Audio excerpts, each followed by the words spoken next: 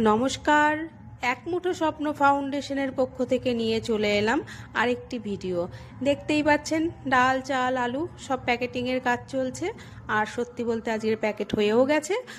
হ্যাঁ, আজকে বিশ্বকর্মা পুজো, আর বিশ্বকর্মা পুজো উপলক্ষে কালীরহাট নিবাসী শ্যামলী সাহা ওর একটি দোকান আছে, গ্রিলের কারখানা বা বাড়িতে বিশ্বকর্মা পুজো হয়। তো এবছর ওরা কোনো রকমভাবে বিশ্বকর্মা পুজোটা করতে পারছেন না, এই জন্য আমাদের এসে বললেন যে আমি এবছর পুজো বাড়িতে করতে পারছি না, মনটা ভালো করব, তাই আমাদের একটা ছোট্ট কাজ করে দাও। আমরা জিজ্ঞেস করলাম যে তোমার কি কি ইচ্ছে বলো। তো আমাদের বললো যে তোমরা যেটা ভালো বোঝো করো, আমার কোনো আপত্তি নেই, কিন্তু জিনিসটা যেন খুব সুন্দর হয় আর আমার মনটাও যেন ভালো হয়।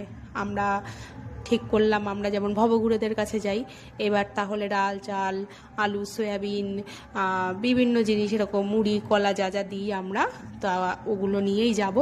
আর সেই মতোই আমরা একটি টোটো ভাড়া করলাম। হঠাৎই প্রোগ্রাম হয়েছে, এটা জাস্ট আগের দিন রাত্রিবেলা বলা হয়েছে, পরের দিন আমরা এই কাজটা করে দিয়েছি। আমরা নিজেরাও জানতাম না যে এই কাজটি আমরা পারবো করতে। আর বড়বাজারে চলে গেছিলাম, নবদ্বীপ বড়বাজারে মুড়ির জন্য। আর এখান থেকে আমরা সব কিছু কমপ্লিট করছি। আর মৌ আর ঝুম্পার ভীষণ কষ্ট হয়েছে।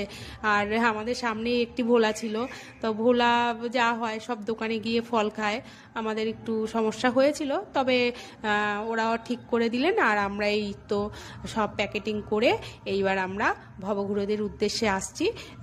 ব্লগটি দেখতে থাকুন, আশা করি ভালো লাগবে। ভালো লাগলে একটু লাইক করবেন, শেয়ার করবেন, কমেন্ট করবেন, আর আপনাদের আশীর্বাদ আমাদের মাথার উপরে সবসময় রাখবেন। দেখতে থাকুন ভিডিওটি, আশা করি ভালো লাগবে। আমাদের মোটামুটি সবই প্রায় টোটোতে করে চলে এসেছি। আমরা আজকে এসেছি গোবিন্দর বাড়িতে। আর এসেই দেখলাম এখানটা এক ঝাঁক ঠাকুমা বসে আছেন, ভেতরে কিছু দাদুরাও আছেন।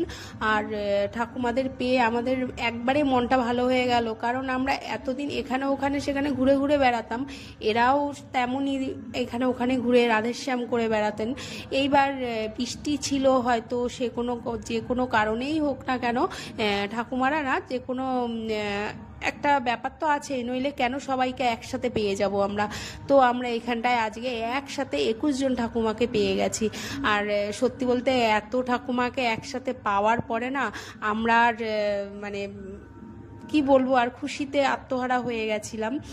আর ভাবছিলাম যে ভালোই হলো, বেশ এরকম যদি সব ঠাকুমারা এক জায়গায় থাকেন আমাদেরও একটু সুবিধা হয়, আর ঠাকুমারাও বেশ পান যে হ্যাঁ এখানটায় এরা থাকবেন, বা আমরা কেন আমাদের মতন আরও অনেকেই যদি ঠাকুমাদের খুঁজে খুঁজে বেড়ান আর কি, তারা এরকম এক জায়গায় আসলে পরে ঠাকুমাকে পাবেন। তো আমরা সেই হিসেবেই আসলাম।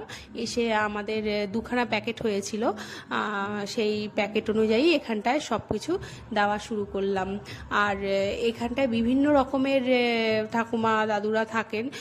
আবার অনেকের না এখানটায় দু একজন ঠাকুমা বলছিলেন যে ওনাদের মেয়ে একটু বোবা, কথা বলতে পারে না, তো তাদের জন্য দিয়ে দিতে, আমরা সেটাও মাথায় রেখেছিলাম।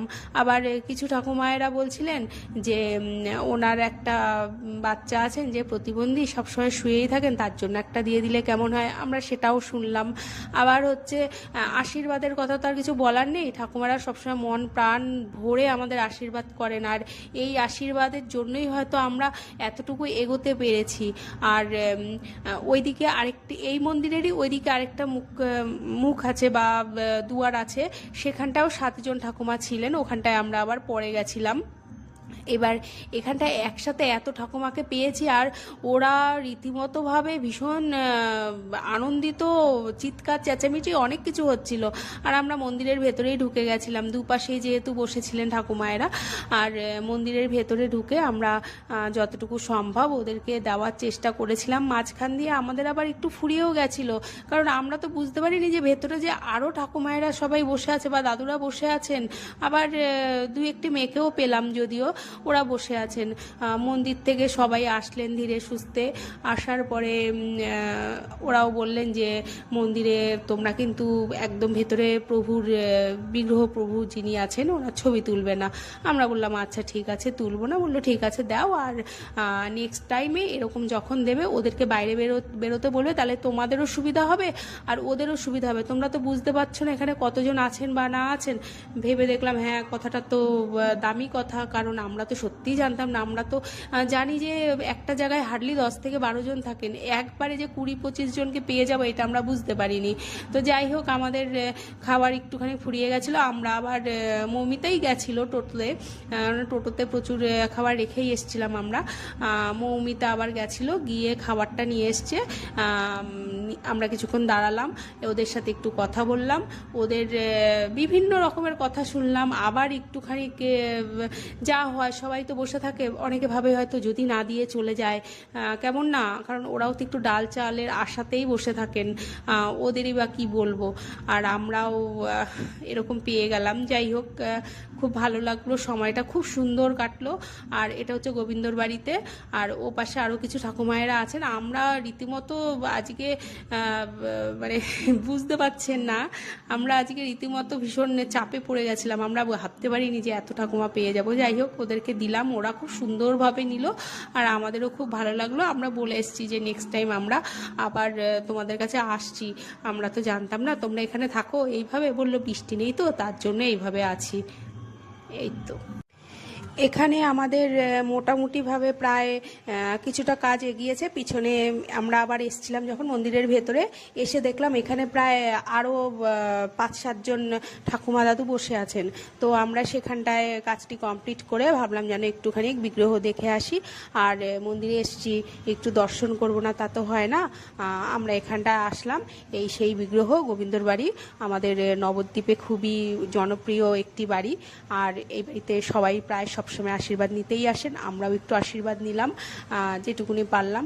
আর নেক্সট ভিডিও অন্য আরেকদিন আসছে, কারণ একসাথে এতগুলো ভিডিও তো আমরা না দিতে পারি না। ভালো থাকবেন, সুস্থ থাকবেন, নমস্কার।